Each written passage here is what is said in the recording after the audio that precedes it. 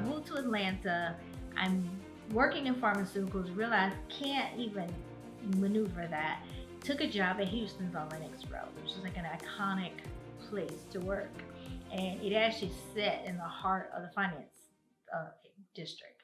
So what I thought, or what my hopes was, and I took my resume to work every day.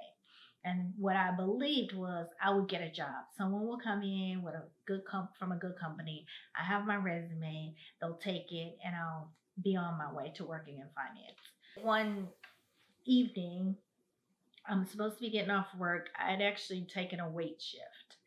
And the hostess, who I actually became friends with, said, "Oh, I need you to do me a favor." And I was like, "What?" She's like, "Take this last table." And I'm like, "Oh, come on." She was like, "It's cool. It's like two guys. They're cool. Don't worry." Okay, great. No problem. And I remember that the guys in the kitchen were like, "Hey, who are those guys at your table? I think one of them is with the group after 7." And I was like, "Ain't nobody with no after 7 out there. Just relax. Everybody chill out." So I'm waiting on these two black men. And when they finished eating, they have to pay, and they had a credit card. And I bring back the bill and take the credit card. And when I come back, I say, "Oh, hey, how are you guys?" And they're like, "Yeah, okay, thanks, thanks for waiting on us." And I said, "So what is LaFace Productions?"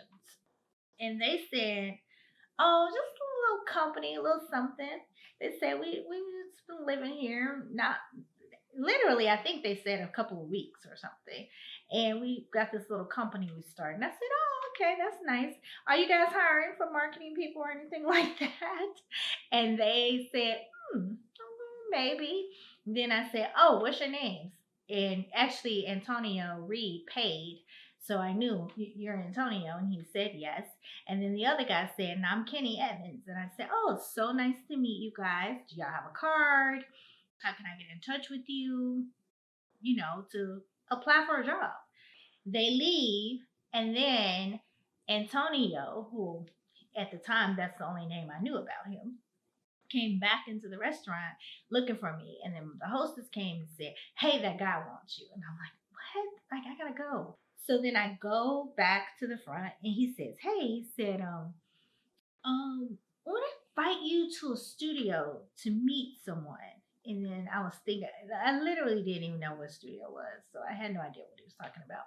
But I imagined that it was some place where their office was or something. So he said, "We'll even send a car for you." And I said, "Okay, okay, cool." He was like, "So here, take this car, give me your number.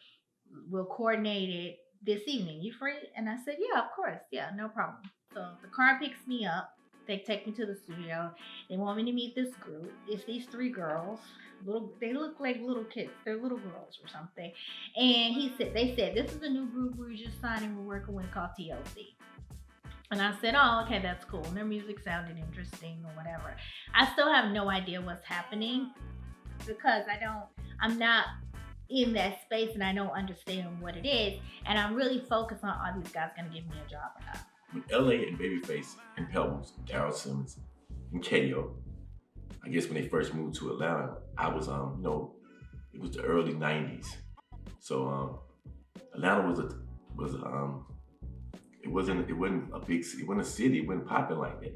It really was talent shows, skating rinks. It was more, but the city had a culture to where like Divine, he was somebody who was from the scene. He was choreographing for Michael Jackson, TLC. It was like we was given the culture vibe, but nobody realized that it was coming from Atlanta. So LA Babyface, they brought a certain amount. They showed us a certain level of class. Like people invest money into looking for talent. There was another guy there by the name of Dale Hill. He basically said, "Oh, here's my card. I work for Warner Bros." But he sort of realized, like, "Oh, you don't really know who they are." And he basically said, "Look, why don't you read some, what are you doing?" And I said, "Oh, I work at this restaurant." And he said, "I might be able to get you a job doing something with me in marketing." And I was like, "Oh, okay, that's awesome." And then he said, "But you need to read some, maybe like Billboard magazine and R&R magazine." I remember this, which was called Radio and Records. And then he also suggested I read two books. One was called The Business of Music, and the other book was called Hitman. And then he said, and by the way, just so you know, that's like LA and Babyface. And then I was just like, oh, okay. And I still actually didn't even know what the LA, like, what was the relevancy to LA. And I didn't even really believe the guy was still Babyface. So long story short, I go meet him at his company. He tells me that if I agree to intern for a little bit, there's a possibility that they would bring me on. And so I interned with the company for like 30 days. And after that, I got a job, which was my first job in entertainment, was in marketing and promotions for Warner Electric Atlantic. When Tracey was entering her career, it was at the height of the R&B culture sort of movement. So all the biggest hip hop artists were starting out, and Tracey was very much a part of helping to brand these groups. So I think she was still very, very humble, but also excited about being a part of this movement. I worked for Warner Bros. For a little over a year and a half. And then I actually got pregnant with my son. And the marketing and promotions job required you to actually go to clubs and record stores because they existed back then. And also going to clubs and like, getting DJs to spin records. So that was late nights, travel across the Southeast. So some out of town travel and things like that, which sort of wasn't conducive to being pregnant and about to becoming a mom. So I left there and I was just sort of like at home transitioning, getting ready to have my kid. And a friend of mine who was actually working in the business as a vocal coach during the time that I was pregnant said, you know, I have this group that I just putting together and I'd love for you to take a listen to them. And perhaps you could sort of introduce us to your boss at Warner Brothers. And I was like, okay, great, bring them over. You know, I'm pretty pregnant. I'd prefer not to leave. So why don't you bring them over to my house? Okay, so when I first met Tracey, we were all young. We were in our 20s, new, starting out in the business. And Tracey was very sharp and inquisitive. And I could tell that she was a go-getter. And she was a note taker. She was always taking notes. On the phone, when she was talking to you, she was taking notes. But what she was a visionary.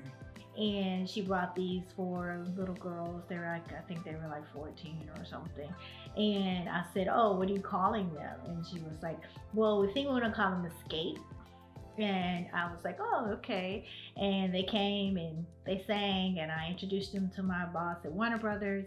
They actually ultimately ended up signing with a guy named Ian Burke, who took them to Jermaine, and they became a part of the So Def family.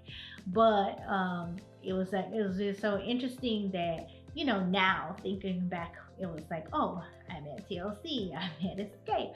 Then, you know, all of a sudden there was a Toni Braxton.